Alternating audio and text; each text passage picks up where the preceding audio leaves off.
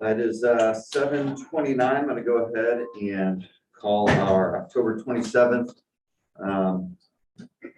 meeting to order. If you would please stand and say the Pledge of Allegiance with me. I pledge allegiance to the flag of the United States of America and to the republic for which it stands, one nation, under God, indivisible, with liberty and justice for all.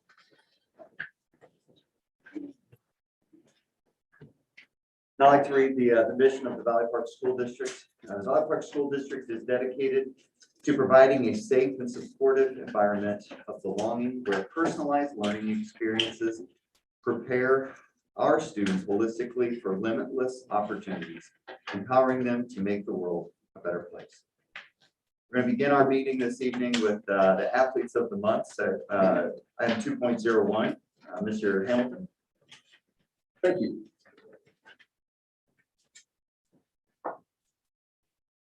So each month we recognize some outstanding student athletes for their performances in the preceding month.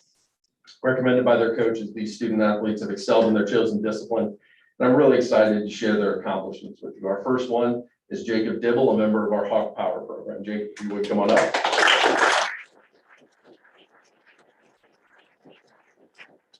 Having been with us from the first days of our summer training sessions through the transition to 6:15 a.m. workouts 3 days a week before school, Jacob never fails to work hard, lead by example, and encourage his fellow Hawk Power participants. While he's experienced amazing growth in his own lifts and has gotten considerably stronger, what really sets him apart is his commitment to those others in the group.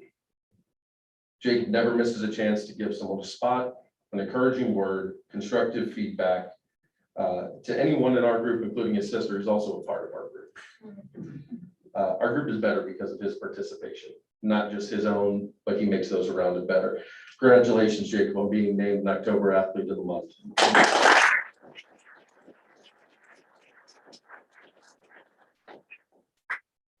Congratulations, and thanks for all you do for us. Yep. Our next athlete of the month is Mason Sears from our cross country program. Mason, if you want to come up. When asked to nominate an athlete of the month, Coach Matthews, our head cross country coach, instantly responded back in about 2 minutes, like she had this already written. So it was great to hear. So Mason is a senior in our cross country program. He will be competing in our district cross country meet on Saturday. Run fast. I really look forward to it than that. That's the best I got for you. Mason, Coach Matthews said Mason has decreased his time from his first race back in September by a whopping 26 seconds. Even more than being a hardworking athlete who has improved over the month, Mason embodies what it means to be a Hawk. He sees the potential in his teammates and says what needs to be said in order to push them to be better. He tries to include everyone on the team so that we're not just an individual group of runners trying to decrease our minute per mile, but a team of runners that pushes and encourages each other to be the best they can possibly be. Congratulations, Mason, on being named an October Athlete of the Month.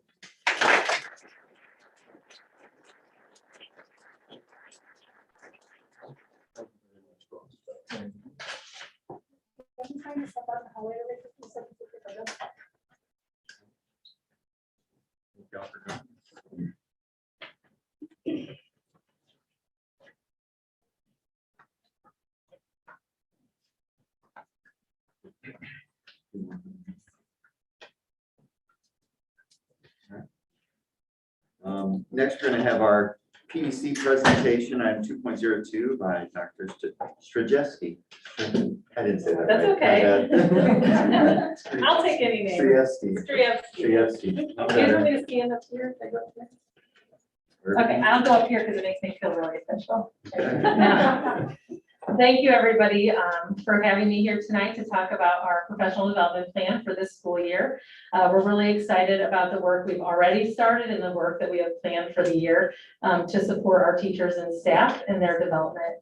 I'll go ahead. I have to point that way. Okay.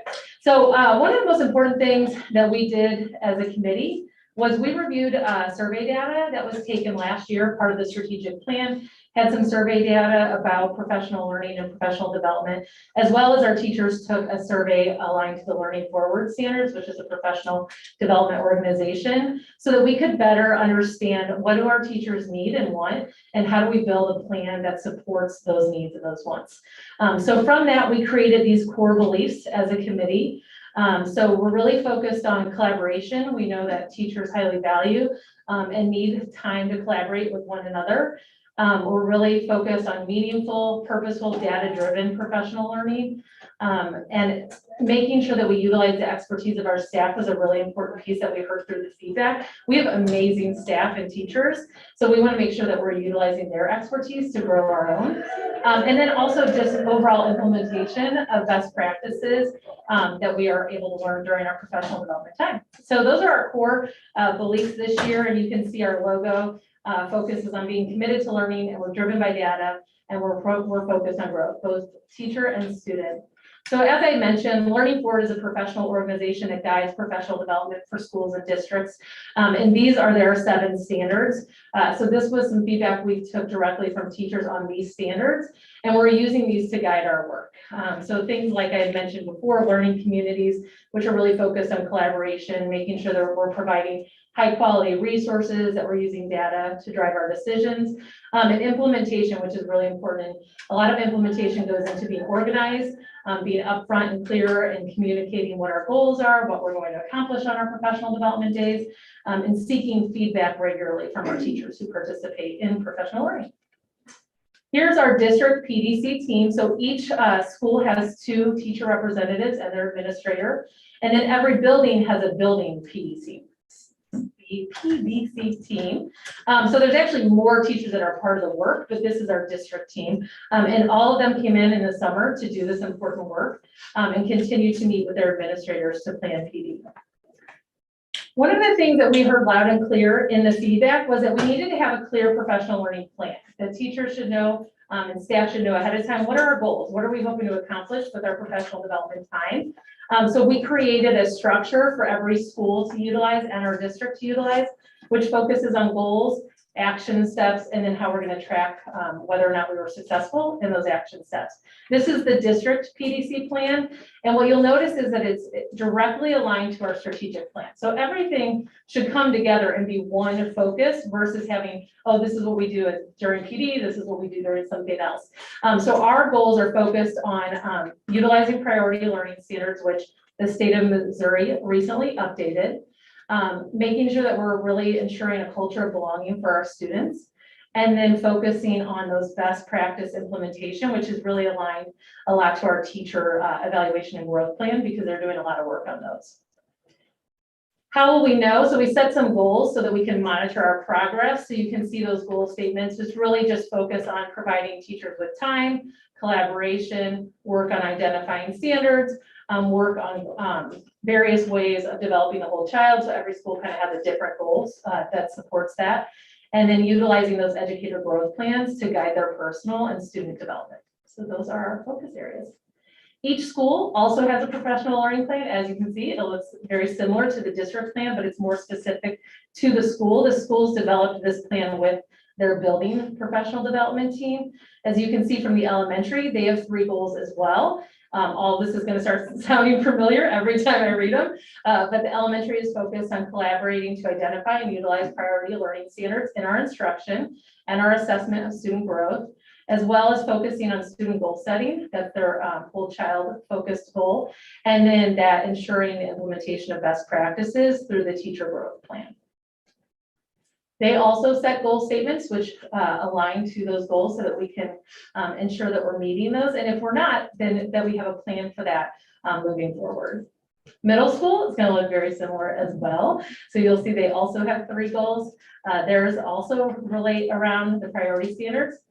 Culture of student belonging, which theirs is really focused on, they're doing a lot of work with their hawk time and restoring some of those practices. So theirs is really heavily focused on that and student leadership opportunities. So if you have a middle schooler, you've probably heard of some of those things that they're doing. And then they have a goal related to student engagement. So their best practice goal is related to student engagement, and they already have done some work around that goal. High school also has 3 goals. Again, one is related to the learning standards.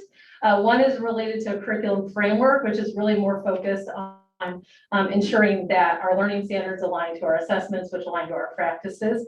And then they also have a student engagement goal, which they've been working on both through faculty meetings as well as during professional development time. So as I mentioned, we used a lot of feedback from our teachers to really guide this work this year. You've seen this feedback before. This was actually collected as we were building the strategic plan. But these numbers really stood out to us as a committee because they're nowhere near what we would consider acceptable. So if you see here, only 36% of our staff either strongly agreed or agreed that they were involved in the decisions around professional learning. So that's why we're really trying to beef up and strengthen that structure of the district committee, as well as the building committee. Only 50% felt like the PD they received improved student learning, which is devastating to me. If we're going to take the time, we want to ensure that it's improving student learning. And only 46% felt that it improved their practice. So we really are focused on those 3 components as we're implementing and planning professional learning. We take feedback after every single professional learning activity that we do. It's really important that we're listening to our teachers who are the participants. Sometimes you can think you have the best plan, the greatest implementation of something, and then it kind of falls flat for a variety of reasons. And it's important for us to ask why and to know so that when we move forward, we're making sure that we're meeting their needs. So some of the questions that we ask every single time is we're really working on adult learning principles. So we recognize that adults and children learn differently. And it's really important as a professional development committee that we know what adults need to learn well and to feel valued. So we ask about that every month. You can see so far we're doing really well. 93% of the staff are saying that they either agree or strongly agree that we're meeting those principles. As well as we're want it needs to be engaging. It needs to be thought-provoking. You know, a lot of our PDs on a Friday afternoon. That's really hard on Friday afternoon. So we want to make sure it's engaging, but we also want to make sure it's something that we all go back and think about again and again. It's not something that's a magic moment that changes everything I do as a teacher. It's something that I want to be thinking about as I'm continuing to work with my students. And you can see over 90% feel that we are doing that up to this point. The other thing that really stuck out to me was that utilization in the classroom and feeling like it impacted teacher practice and impacted student learning. So we're asking that every single time. We're asking them if they feel like what they learned or experienced, they'll use in their classroom next week, the next month, the quarter, semester. I always say, and they're probably sick of hearing me say this, like, I feel like you should walk away with something you can do the next day. If you don't walk away with something you do the next day, then I'm not hitting it exactly where we need to be, and we need to kind of rethink. Even if it's truly a quick warm-up activity that you could use with your students the next day, you want to walk away with something that you can definitely use the next day. So you can see we're almost at 90% for that. Learning and resources that are high quality and intentional, that is directly related to that feedback. And then experiences that give us a sense of excitement and motivate us to want to utilize what we're learning and to try new things. And that's our lowest percentage because priority standards are not super exciting. So we've been doing a lot of work around priority standards. I'm trying to make it kind of exciting, but it's not super exciting. So we're going to keep working on that to ensure that we're really creating a sense of excitement and motivation in our professional learning. Also, this is not just for professional learning that we provide. I ask teachers to give us feedback if they go to professional development outside of the district because we want to make sure that that's really meaningful and going to be utilized. So we're asking for feedback for any kind of professional learning. These are just some pictures of our amazing teachers working super hard with their teams and some tweets. I like to brag about our teachers on Twitter. So just some tweets to show you that they're doing really tough work, really thought-provoking work. And it has been very, very tough and they are amazing. And then last thing was I just wanted to make sure you knew we're a part of a regional collaboration as well for professional learning. So we partner with 3 other districts from around the St. Louis area. We have a professional development day in January where we offer sessions. All the teachers in all 4 districts offer sessions and our teachers can go to any of those sessions, which really makes it like a conference right here at home. And then we also have a regional new teacher support system. So our new teachers, those are our lovely new teachers this year. There's 5 of them, but they get to be a part of 3 regional kind of like mini conferences throughout the year so that they're able to attend lots of different sessions to support their learning as new teachers in Valley Park.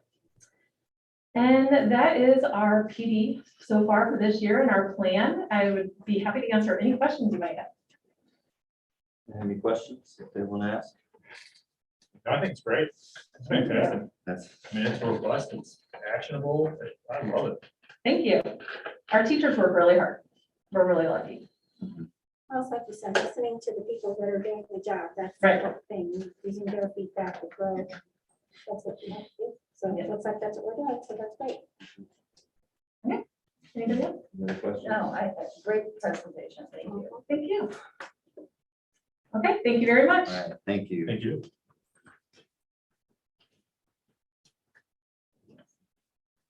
Our next agenda item is our public comments on posted agenda items.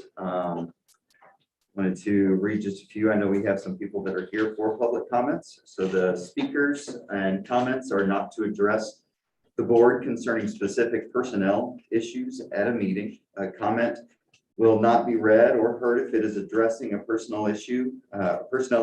Such issues should be addressed using the district's established procedures for sharing concerns about school personnel.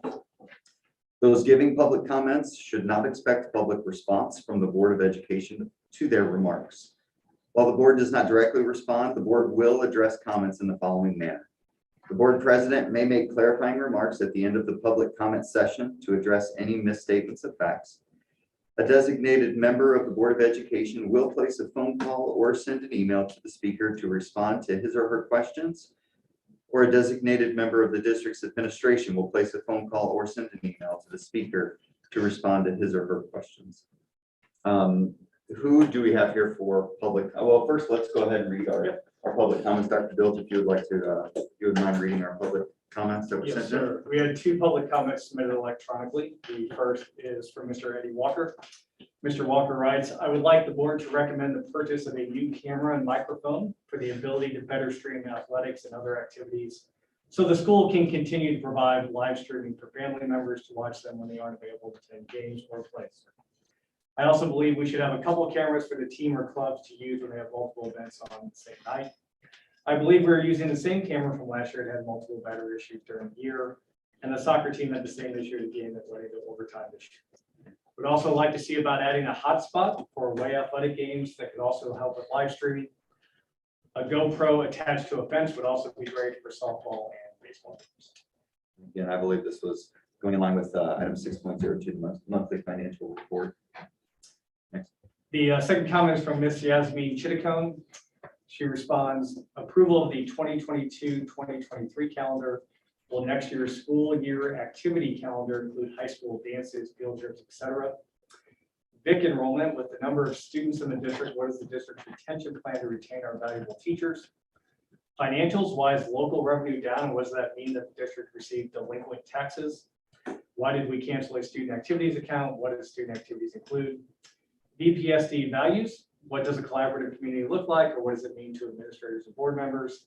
What does a collaborative community involve? There's a strict guideline on complaints. What is the guideline for administrators to address complaints of parents, aside from meeting with parents to hear their complaints?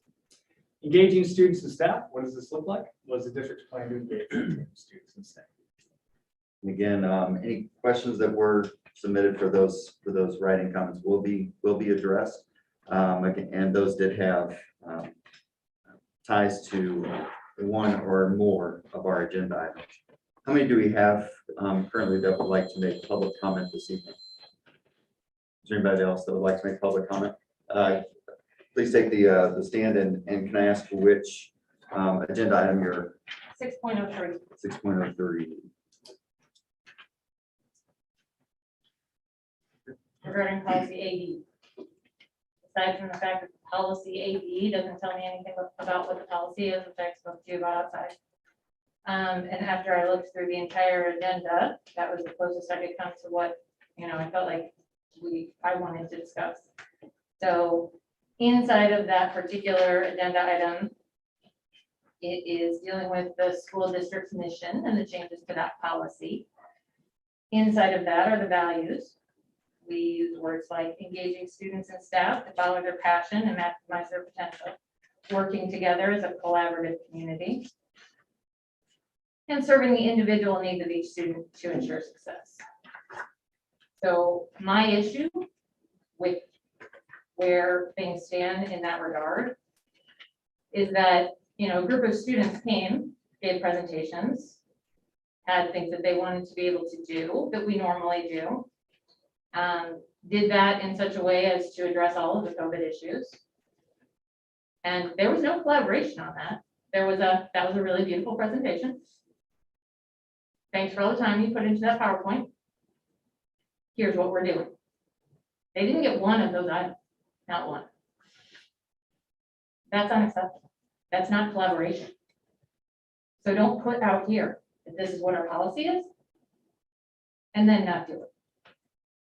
It's a disservice to our students, taking these things away from them when they have given you everything that you've asked for, everything. You're in school 5 days a week because they're complying, because we are complying. And I'm all for complying. Respect them as they respect you, or it doesn't work. That's it.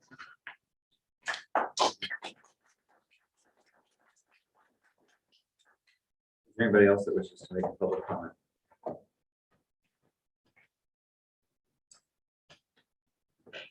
Thank you for your comment. Again, just like with those, the comments that are written in, you know, you can expect some sort of reply from me or the district. I read it. I would like to make a motion to approve our agenda. Can I have a second, please? Second. Okay, and 3.01, all in favor of approving our agenda? Aye. Aye, all those opposed? We have an agenda. Our consent items, 4.01, the approval of the tax rate hearing minutes from September 22nd, the approval of regular session minutes from September 22nd, the approval of the check register from October 2021, the approval of the 21-22 professional development plan that we just heard from Dr. Strajewski. And then 4.05, the second reading and approval of policies, IGCD, IGCD-AF2, IGCD-AP1, and IGCDA-AF1, which deal primarily with remote learning. Can I have a motion to approve our consent items? So moved. Can I have a second? Second is, would anybody like to take any of these out for further discussion? All right, all those in favor of approving our consent items? Say aye. Aye. Aye, all those opposed? Okay. 5.01, the approval of the 2022-2023 calendar. Dr. Shefsky. Yes, so we have a collaborative approach to building our school calendar. We have a committee that includes teachers and parents and administrators, and we met a couple of times this fall to look at the 22-23 school calendar, which you can see there. Some of the things to highlight: we are continuing to start school later in August since that state statute came out regarding starting earlier than 14 days prior to Labor Day. So this year, or the 22-23 school year, we will start on a Monday. The academic calendar exceeds the state requirements for the number of hours of student attendance. It also continues to build in built-in snow or emergency days. So we do have days that we can utilize and then not make up if we have to use them. We did build in a fall break for next year. It's kind of how the calendar fell. Our teachers get a conference compensation day, as you guys know, just like this week on Friday. And then we were able to build in having the Monday off as well, which is Halloween. So it gives our families a 4-day fall break and our teachers a 3-day fall break, which we felt like would be good in October, a good time for our students and our staff. We do have a national election next year, so we made sure that was a professional learning day, so that students aren't in session. It just keeps everybody safe on election day. And then we are changing a little bit of how we do professional development days. We talked about this as a committee. And we asked the committee to get feedback as well, but right now we have 6 early release days that fall on Fridays. We actually have some other early release days as well, so it actually feels like almost one a month. And so our approach next year is to do 4 full days instead of the early release days. So that way the student schedule is not as impacted when they're here, and then we're able to do professional learning for that full day. It keeps the hours almost similar, but it allows our students not to have like that broken up early release day. And it gives our teachers the full day for professional learning, which just gives us some more opportunities for them. So we're doing that.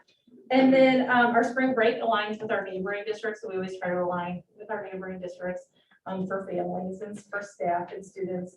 And it keeps our contract days for teachers the same. We traditionally had a work day at the end of the school year. And we chose to move that to August for a variety of reasons, but one is because it was falling after Memorial Day. Teachers would also like to be out before Memorial Day, but they also felt strongly that they have a lot they have to prepare for at the beginning of the year. So having those 2 days at the beginning of the year gives them time to set up their classroom and plan with their colleagues and prepare for the students who are coming the following week. So those are the major items that are on the calendar. Everything else is pretty similar to this year, but I'd be happy to answer any questions you might have. Yeah, first, can I have a motion to approve this I'll make item? a motion. Have a second to approve the school calendar? Thank you. Then I do have a Do you question. have a question? Yeah. Go ahead. So when you were getting parent input, were the parents more, were they happy about the full day as opposed to half day? Like, how does that work with working parents and childcare? Did they express any preference there? Yeah, so the committee members, and then we also asked them to talk to others, as they were working through the committee, felt like it's kind of one or the other. I mean, some parents would prefer the full day because for childcare, it's like, if I'm gonna have to pick up my child at noon, it's hard to get to work and then come in anyway. And some felt like maybe that would be harder. I mean, it was really kind of inconclusive, but they felt like it was worth a try. Like, let's see how this works and see if if our community supports that, if it's better for our students and our staff as well, so. Because I had heard a little bit of feedback about it'd be easier, like if they're going to grandma's, Yes, just go to grandma's. yeah, we definitely heard, like, for the younger students who have to have childcare, that it's easier to find a full day childcare than it is to find half day childcare. Well, hopefully that works out Yeah. for them. Thank you. You're welcome. Are there any other questions regarding the school calendar? Is the teacher starting on Monday really hard? Yes. We talked a lot about the starting on a Monday, and it's just, how the year falls. Sometimes Memorial Day falls earlier.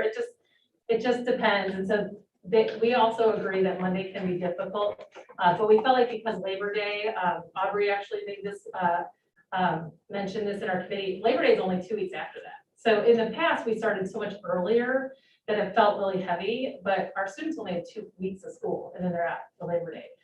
So that's why we thought we'll try it, and that way it helps all students get out before Memorial Day. Otherwise, they were gonna have to come for 1 day after Memorial Day, which never seems to be successful, so. Yeah. Any other questions or comments? All right, all in favor for approving the 2022-2023 school calendar, say aye. Aye. All those opposed? All right, we have a 2022-2023 calendar. 5.02, the approval of section 125 involuntary benefits. Dr. Lowe. This month, in the past 3 weeks, what we've done is we've put out an RFP for ancillary benefits. So we want to do this.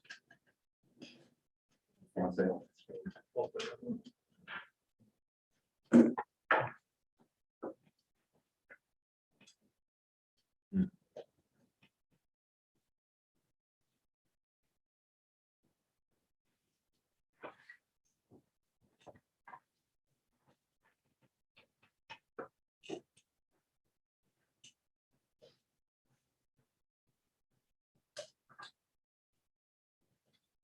the calendar.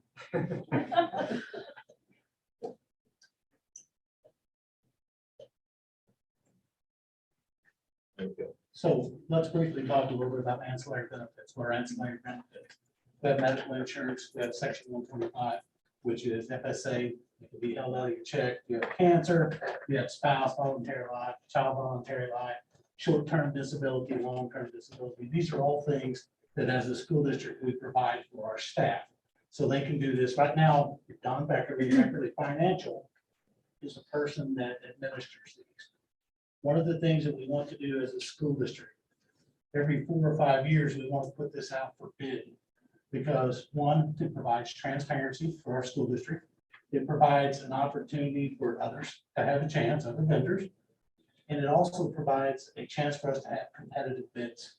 So we put this out, it was an RFP. We put out the RFP with questions.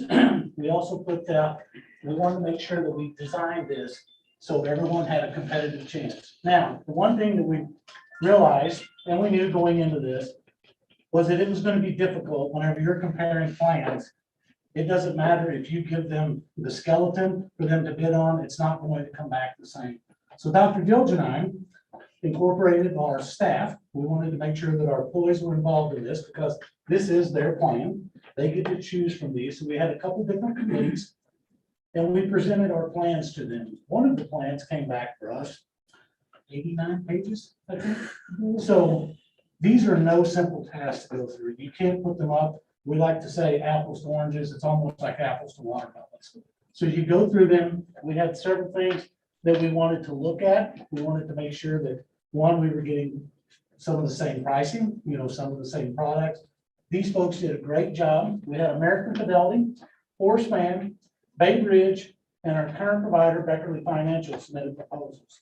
Every vendor had something a little different offered for our district, which is what they do.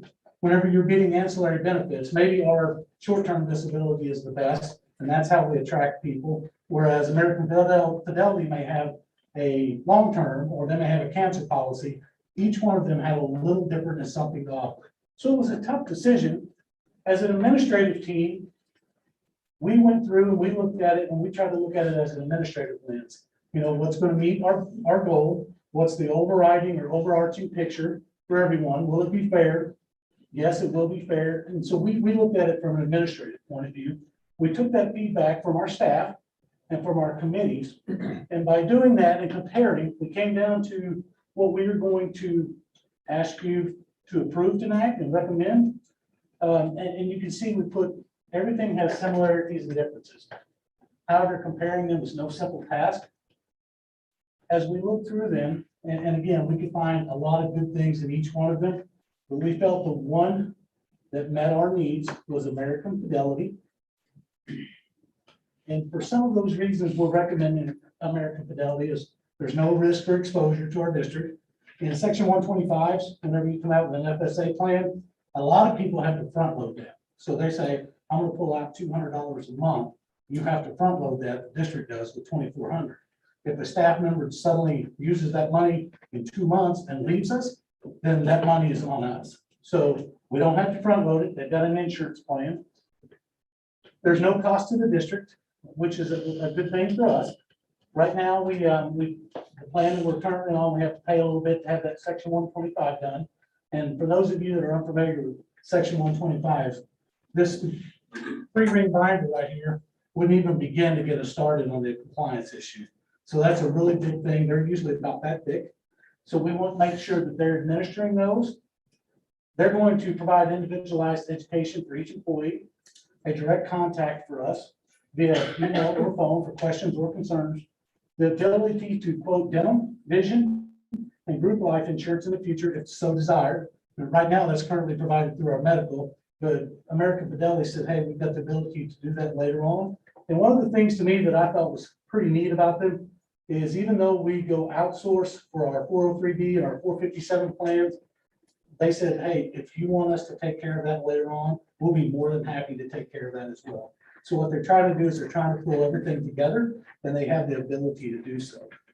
So after looking at this and speaking with our committees and talking this over, we would like to recommend American Fidelity to take over our ancillary insurance beginning January 1st. Can I get a motion to approve 5.02? So moved. Can I have a second, please? Second.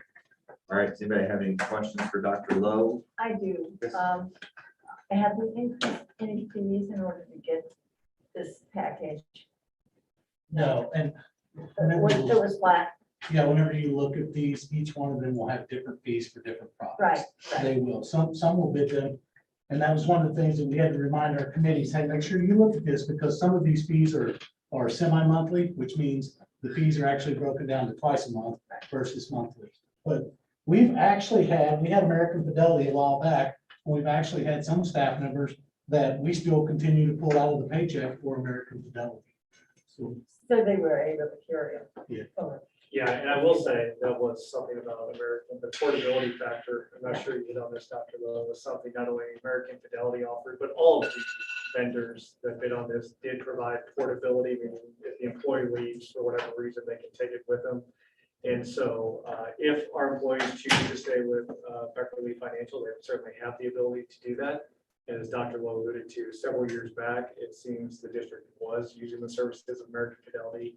And we do have some employees that are actually still with them. And are they accepting all employees?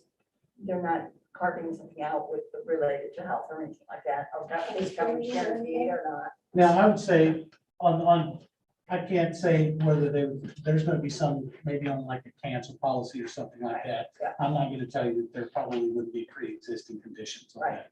But Usually it's there's going to be something open that, and any member of our staff is more than willing to apply and more than willing to utilize that. Okay, And thank you. if they currently have that through Beckerly Financial, as Dr. Dills was saying, that's affordable. They literally Yeah. can keep that and be Thank you. self-billed at home if they don't want a policy through American. Well, and it may make sense for people who have issues that they would want to do that.